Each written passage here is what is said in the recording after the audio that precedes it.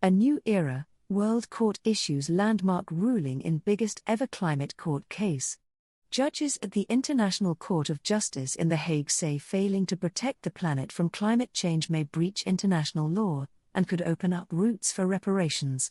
Campaigners say the opinion paves the way for new types of lawsuits. The failure of countries to protect the planet from climate change may be a violation of international law, the UN's top court has said in a landmark ruling likely to shape climate litigation for years to come.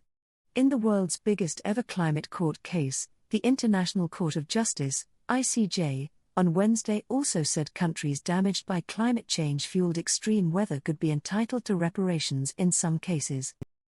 Failure of a state to take appropriate action to protect the climate system may constitute an internationally wrongful act, Judge Yuji Iwasawa, the court president, said during the hearing.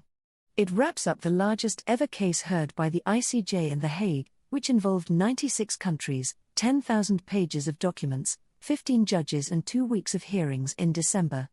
Mr. Iwasawa added a clean, healthy and sustainable environment is a human right, a verdict that may pave the way for countries to take each other to court for breaching that duty.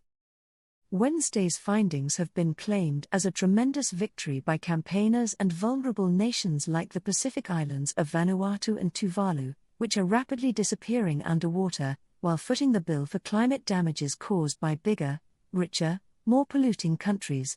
It will likely disappoint global North countries, like the UK, Australia and Canada, who had told the judges in December that their climate responsibilities are limited to those set out in the Paris Climate Agreement.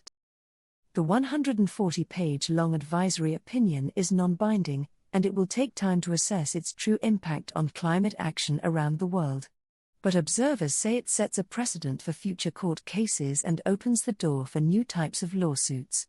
Jonas Setzer, climate litigation expert at the London School of Economics, said, "For the first time, the world's highest court has made clear that states have a legal duty not only to prevent climate harm, but to fully repair it." She added, "It adds decisive weight to calls for fair and effective climate reparations." The case started out as a campaign by 27 students studying law in Vanuatu in 2019.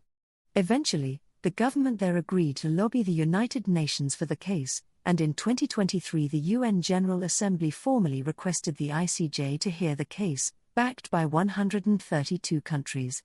One of the students who initiated the campaign, Cynthia Hauniui from the Solomon Islands, called it the start of a new chapter. "In 5 years or 10 years' time, small islands like ours will cease to exist," she told Sky News. Danilo Garrido, legal counsel at Greenpeace International, said, "This is the start of a new era of climate accountability at a global level."